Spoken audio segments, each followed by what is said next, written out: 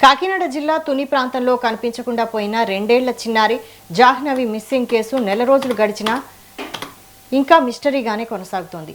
పోలీసులకు, ఎన్డీఆర్ఎఫ్ బృందాలకు పాప ఆచూకీకి సంబంధించి ఎలాంటి క్లూ దొరకలేదు. తుని రూరల్ పోలీసులు 12 ప్రత్యేక బృందాలతో గాలింపు చర్యలు ముమ్మరం చేశారు.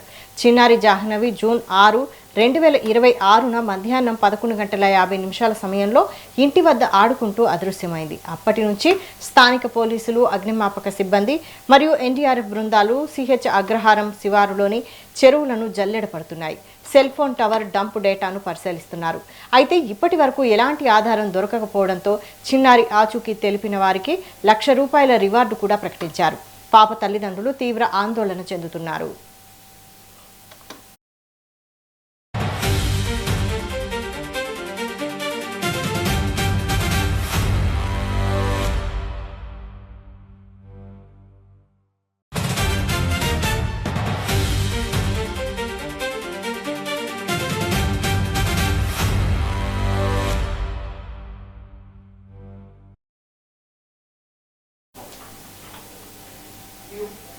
కాకినాడ జిల్లా తుని మండలం సిహెచ్ అగ్రహారానికి చెందిన 2 ఏళ్ల చిన్నారి జాహ్నవి అదృశ్యమై నేటికి ఖచ్చితంగా నెల రోజులు పూర్తయింది.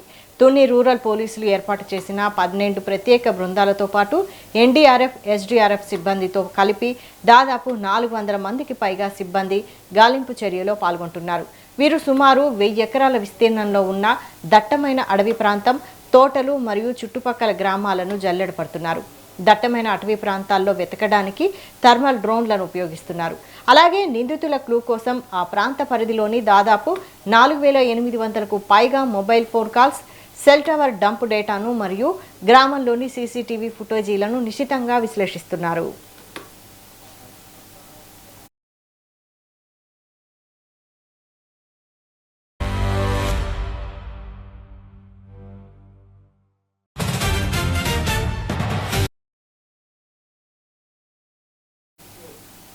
ఈ కేసును స్వయంగా రాష్ట్ర ముఖ్యమంత్రి, హోంమంత్రి వంగలపూడి అనిత నిరంతరం పర్యవేక్షిస్తున్నారు. ఆంధ్రప్రదేశ్ బాలల హక్కుల పరిరక్షణ కమిషన్ చైర్మన్ కూడా బాధితులను కలిసి ధైర్యం చెప్పారు. జాహ్నవి అదృశ్యమైన సమయంలో తనతో పాటు వెళ్లిన పెంపుడు కుక్క జూన్ 9న ఒంటరిగా ఇంటికి తిరిగి వచ్చింది. అయితే అది విచిత్రంగా ప్రవర్తిస్తూ ఆహారం తీసుకోకుండా జూన్ 13న మరణించింది. ఈ కుక్క ప్రవర్తన మరియు సీసీటీవీ ఆధారంగా పోలీసులు ఒక కొత్త కోణంలో దర్యాప్తు చేస్తున్నారు.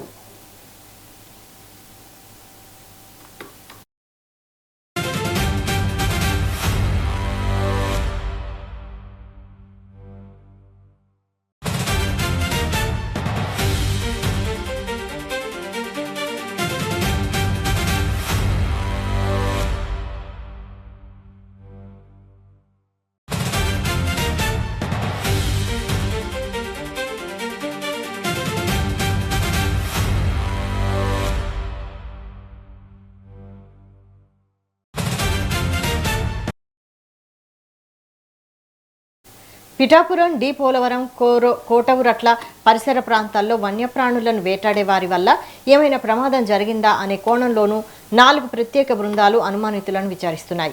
నెల రోజులైనా ఎలాంటి క్లూ దొరకకపోవడంతో పోలీసులు ప్రజల సహాయాన్ని కోరుతూ పరిసర జిల్లాల్లో వాల్ పోస్టర్లు అంటించారు. పాప ఆచూకీ తెలిపిన వారికి ₹1,00,000 నగదు బహుమతి ప్రకటిస్తూ ఫోన్ నెంబర్ విడుదల చేశారు. ప్రస్తుతం పాప తల్లిదండ్రులు తీవ్ర ఆందోళనలో ఉన్నారు.